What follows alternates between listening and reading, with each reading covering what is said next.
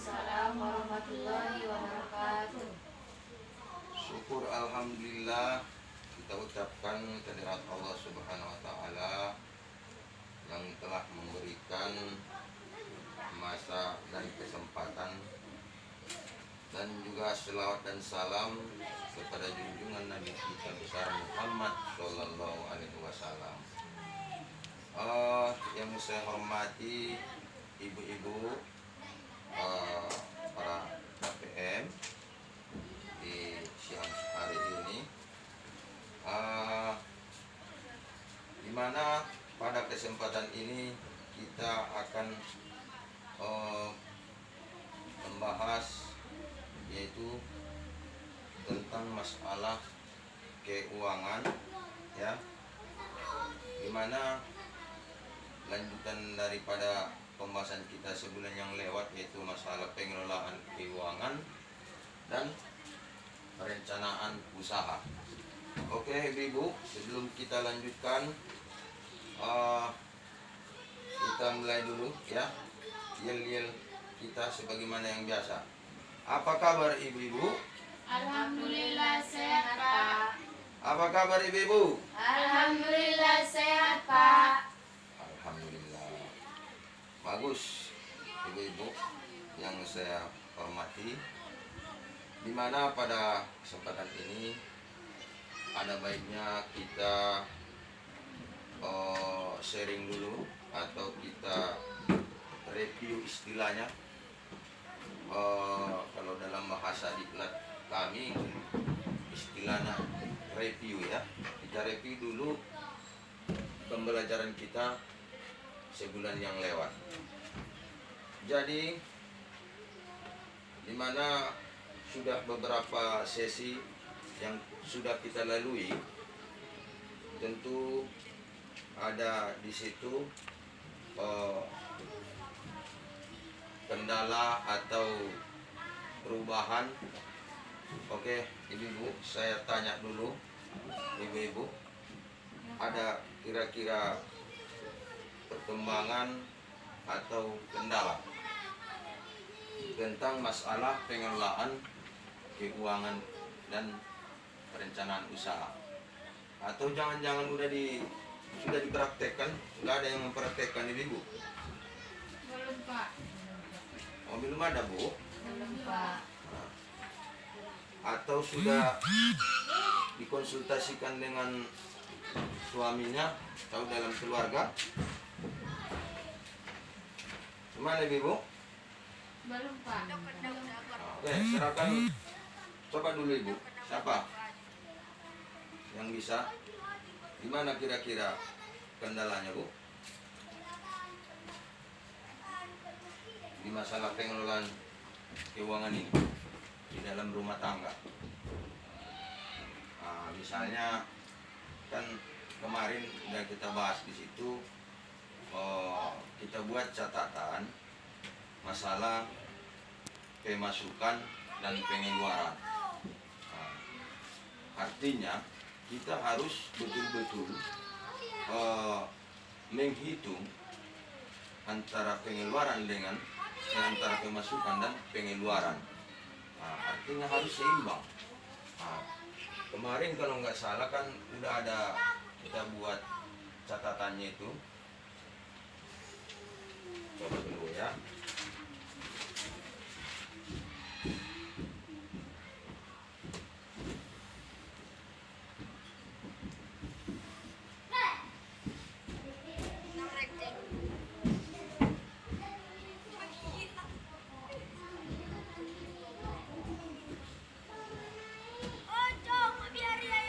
Pemasukan, pendapatan. Nah,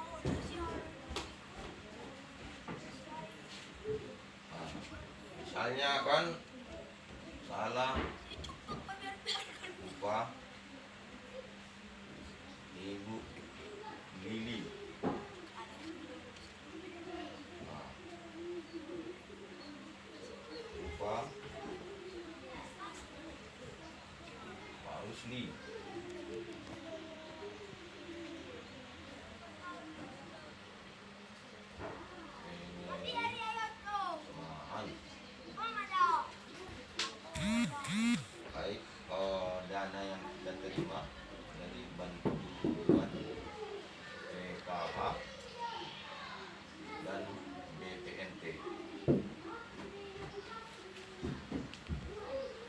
Jadi ini tolong dilihat apa buku pintarnya, Bu. Situ ada, taruh di bawah. Nah, ada. Nah.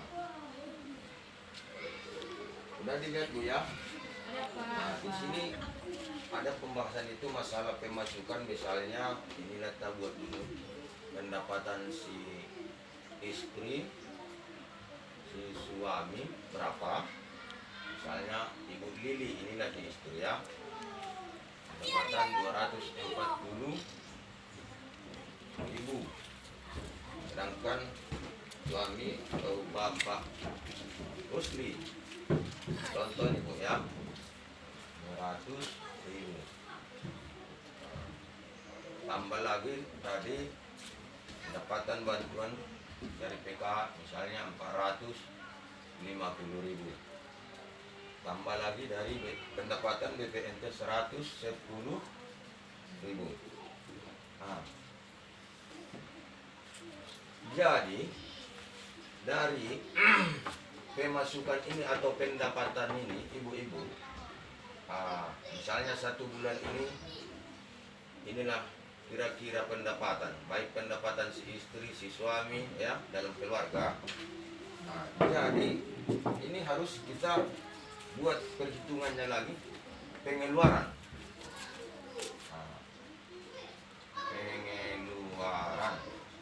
Jadi nggak mungkin nggak ada pengeluaran kita dalam sebulan ini kan Bu. Iya Nah, Pak. kalau ada pemasukan berarti ada pengeluaran. Nah, jadi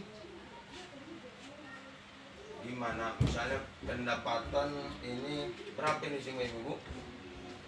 250 tambah 900 tambah 450 tambah 110.000, berarti terjumlah 1.700.000. Nah, berarti setelah kita kumpul-kumpul pendapatan di dalam keluarga kita 1 bulan itu terdapatlah 1.700.000. Nah, tentu kita kaji lagi Bu, pengeluaran. Nah, berapa pengeluaran kita atau kebutuhan kita 1 bulan dalam keluarga ini? Nah, baik misalnya kebutuhan untuk anak, ya, kebutuhan dapur. Nah, coba bayangkan ini kira-kira. Nah, di sinilah Bu, kita harus bisa mengantisipasi pemasukan dan pengeluaran ini supaya ada keseimbangan.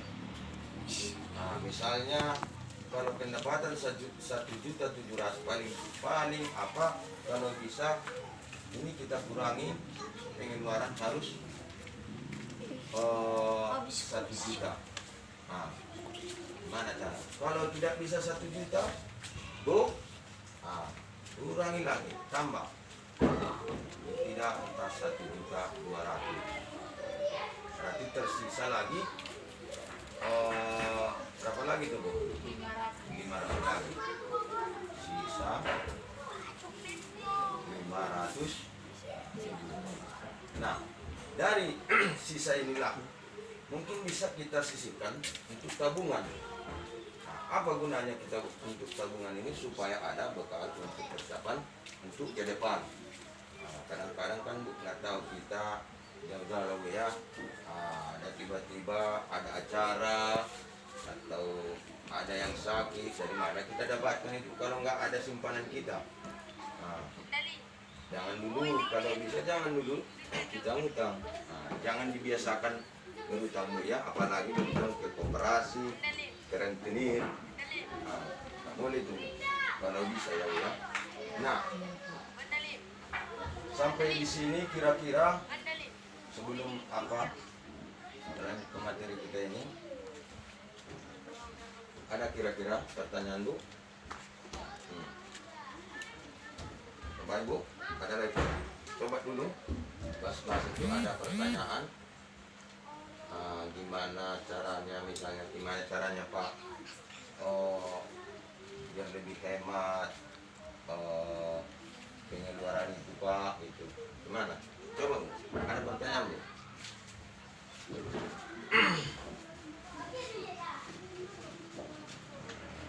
Mana Ibu Leni?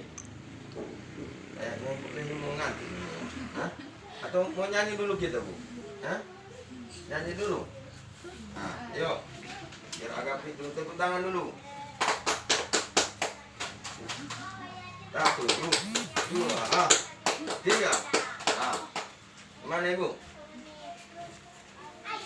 Gimana Asia? Ada kira-kira pertanyaan Bu dalam pembahasan ini Bu?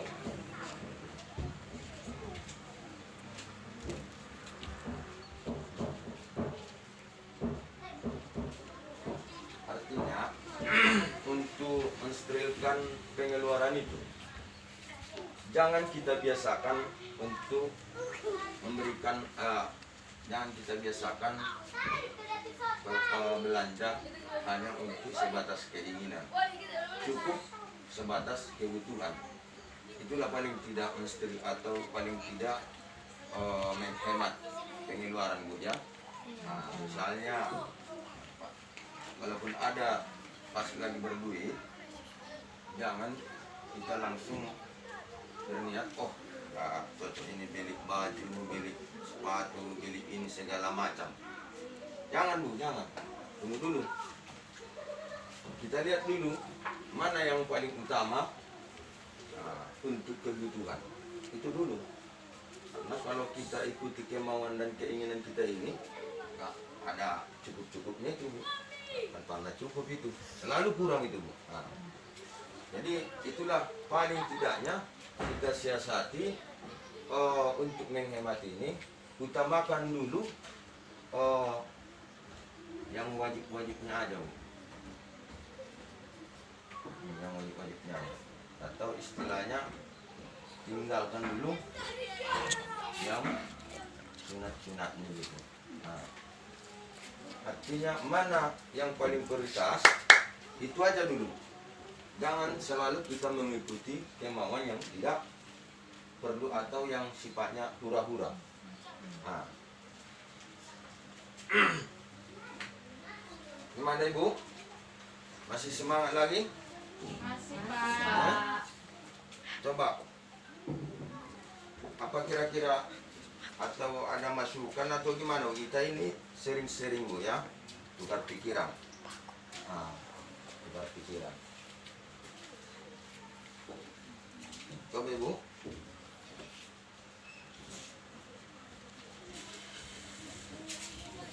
Jadi yang jelas, Ibu-ibu udah bisa kira-kira cara menyusun anggaran itu? Cara menyusun anggaran yang baik? Sudah bisa Bu? Gimana tadi Bu caranya? Kita catat dulu berapa pemasukan Dan pengeluaran. Nah, setelah sudah terjumlah berapa pemasukan, baru kita hitung pengeluaran. Artinya sah-sah saja memang kalau di bulan pertama sempat kita kecolongan, ya sudah sempat kehabisan, udah habis uang pemasukan itu, bahkan tinggal utang. Artinya setelah kita belajar masalah pengelolaan keuangan ini di acara P2K2 ini, harapan kita Bu adalah perubahan, ya, adalah peningkatan ekonomi supaya lebih sejahtera nanti kita ke depan. Gimana? Ada lagi Bu pertanyaan?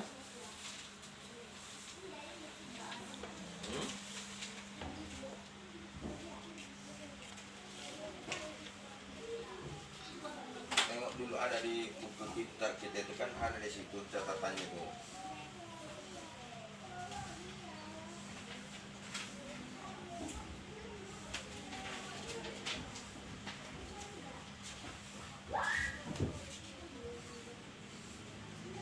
Itu bagus itu Bu, kita buat catatan harian, ya, catatan mingguan, dan catatan bulanan. Misalnya harian, berapa pendapatan kita hari ini? Contoh kita buat dulu 100.000. Nah, bayangkanlah paling tidak 10.000 adalah disisihkan untuk tabungan. Itulah paling tidak. Nah, berarti kalau udah bisa sempat nanti 1 bulan, berarti 30 hari. Udah berapa itu Bu? 10.000 sehari, 10.000 sehari. Udah berapa itu? 300 ya Bu ya. Nah, alhamdulillah lumayan, ada simpanan kita 300.000. Nah, jadi kira-kira begitulah trik-triknya Bu untuk masalah pengelolaan keuangan dalam rumah tangga ini. Dan yang kedua, jangan kita biasakan berhutang Bu ya. Terutama berhutang ke koperasi, rentenir, apalagi. Nah, kita tidak sadar secara langsung bahwa itu perbuatan itu boleh dibilang mencekik leher kita itu. Nah, karena bunganya, istilahnya kalau di konvensional namanya bunga ya. Nah, kalau di syariah namanya mudharabah ya, bagi hasil atau musyarakah. Jadi itu sangat tinggi bunganya, persenannya. Memang kasih sama kita menyicil ringan, bisa per hari ya, bisa per minggu. Padahal kalau kita hitung itu sudah lebih banyak sama dia, lebih dari uang yang kita utang itu sama orang koperasi atau rentenir.